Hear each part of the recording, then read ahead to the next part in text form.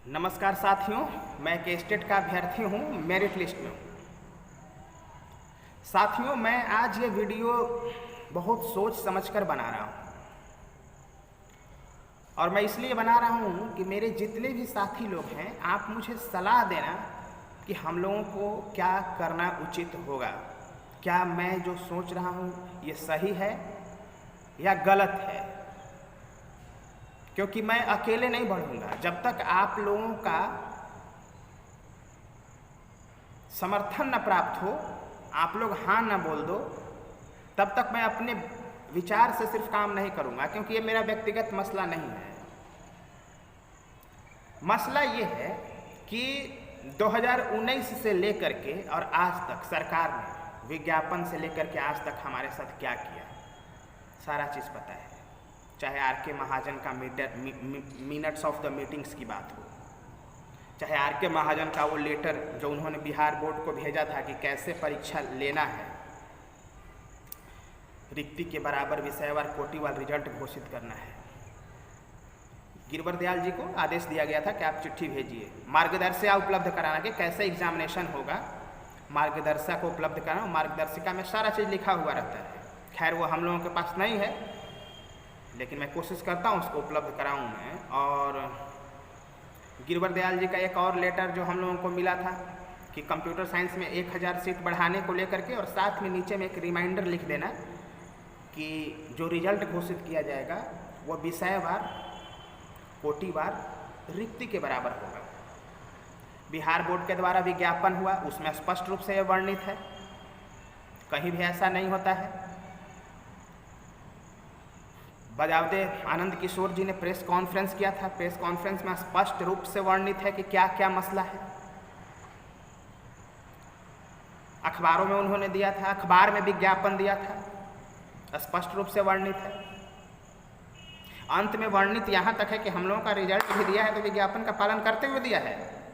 एकदम सही बात, मेरिट और नॉट मेरिट का तमगा माथे पे मार दिया, सही है।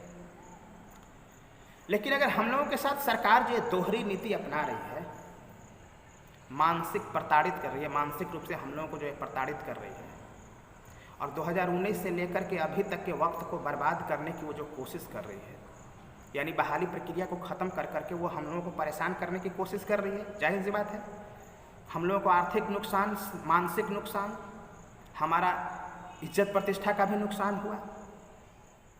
तो मेरे कई अधिवक्ता से जान पहचान है पटना हाई कोर्ट में, और मैंने बातचीत किया उनसे कि ये बिंदु तो हैं ही, ये 7, 8, 9 बिंदु पर तो मैं बात करूँगा, सरकार पे केस करूँगा ही कि आप विज्ञापन के अनुसार बहाली करिए। और फिर अंत में कितना पॉइंट हो गया, एक आर.के. महाजन का लेटर, एक गिरवर दयाल का लेटर, एक गिरवर दयाल का मार्गदर्शिका, बिहार बोर्ड का मसला, इसके बाद एग्जामिनेशन कंट्रोलर का जो नोटिस निकाला था विज्ञापन में, इसके बाद प्रेस कॉन्फ्रेंस हो गया, ये हो गया इतना। और एक और हम चाहते हैं कि आपने मुझे 2019 से लेकर के अभी तक इस विज्ञापन में उलझा करके रखा, जिससे हम और कोई काम करने के लायक नहीं रह गए इस दौरान। तो हम क्यों ना एक मानहानि का दावा किया जाए, मानहानि का दावा किया जाए, कंपनसेशन का दावा किया जाए कि आपने जो हमें नुकसान किया, हमारे मान सम्मान को नुकसान किया, आपने हमारे आर्थिक रूप से जो कमज़ोर किया, हमारे जो भविष्य को बर्बाद करने की कोशिश की, उसके एवज में मैं चाह रहा हूँ 5 करोड़ रुपये का मानहानि का केस करना है बिहार बोर्ड पे और सरकार पे, सारे अधिकारियों पे।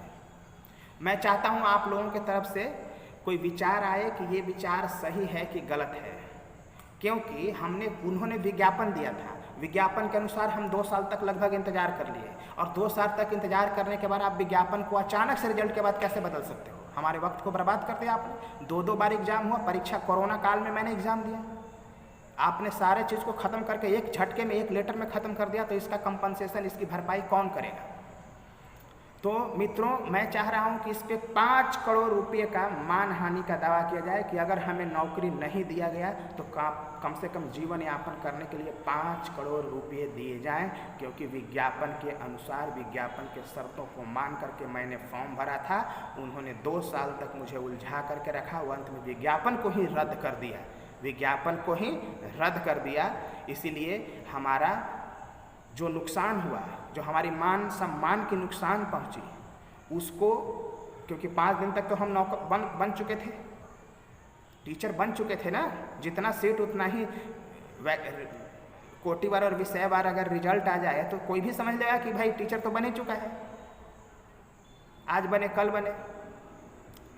तो मैं पटना हाई कोर्ट में एक रीट दायर करना चाहता हूं, जिसमें 13 बिंदुओं पर तो बात करूंगा ही करूंगा, और अंत में एक बात करूंगा कि हमारी जो इन्होंने नुकसान करी उस पर अगर मान लिया जाए कि विज्ञापन को ये रद्द कर देंगे तो इसके एवज में हमें 5 करोड़ रुपया मुआवजा दिया जाए।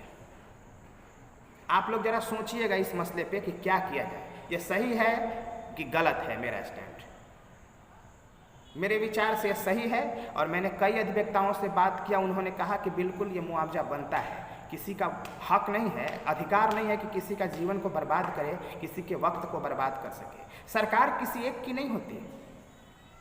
ये नीतीश कुमार जी, विजय कुमार चौधरी जी, आनंद किशोर जी, चाहे अपर मुख्य सचिव संजय कुमार जी की नहीं है।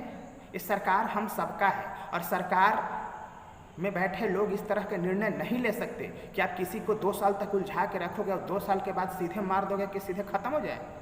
वाह, क्या बात है। फिर कौन भरोसा करेगा इस सरकार पे? लोग सरकारी नौकरी क्यों करता है? क्योंकि उस पर भरोसा होता है। आपने तो सारे भरोसों के तोड़ दिया। अरे इतना कम भरोसा तो एक रिक्शा ठेला वाले के पास भी नहीं होता है भाई। अगर एक रिक्शा ठेला वाला के पास अगर आप गोलगप्पे खाओ ना, उसको 10 रुपया बकाया रह जाता है, तो अगले दिन 10 रुपया का आप खा सकते हो। उसकी उतनी क्रेडिबिलिटी, सरकार की उतनी भी क्रेडिबिलिटी नहीं है। तो मैंने कई अधिवक्ताओं से बात किया, 4-5 से, और सबने कहा कि आप कर सकते हैं, आप मानहानि का दावा कर सकते हैं। तो बात चला कि कितना का दावा किया जाए, तो 2 करोड़ 3 करोड़, तो मांगने में क्या है, 5 करोड़। मैंने कहा कि नहीं, मैं मांगूंगा तो 5 करोड़, क्योंकि सबकी कैपेसिटी है। 5 करोड़ रुपया कोई भी कमा इतना 2 साल में आगे कमा सकता था। तो 5 करोड़ रुपया का मानहानि का दावा का मैं केस करने के लिए सोच रहा हूँ। आप अपना विचार रखिए, इस वीडियो को ज़्यादा से ज़्यादा फैलाइए, देखिए, शेयर करिए, सब्सक्राइब करिए, और फिर अपना कमेंट बॉक्स में अपना राय रखिए कि क्या है। और बहुत कुछ पैसा खर्च नहीं होता है, टेंशन नहीं लीजिएगा, बहुत कुछ नहीं खर्च होता है, बहुत कम पैसे में हो जाएगा। मैं पहले बताऊंगा। सबसे पहले अपना राय विचार रखिए कि क्या इरादा है, करना है कि नहीं करना है।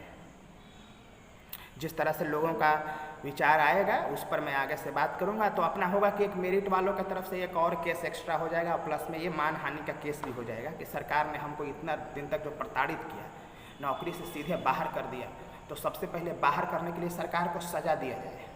अगर कोर्ट को लगेगा कि नहीं, ये नहीं हो सकता, तो कम से कम हमें जो इतना दिन वक्त बर्बाद किया, इसके 5 करोड़ का मानहानि का दावा, 5 करोड़ का मानहानि का दावा है हमारा।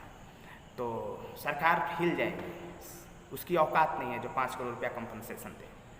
मैंने जोड़ा है तो 30,675 अभ्यर्थियों के अगर 5-5 करोड़ रुपया अगर दिया जाएगा तो लगभग ये 1.5 लाख करोड़ रुपया हो जाएगा, जो उसकी कैपेसिटी में नहीं है।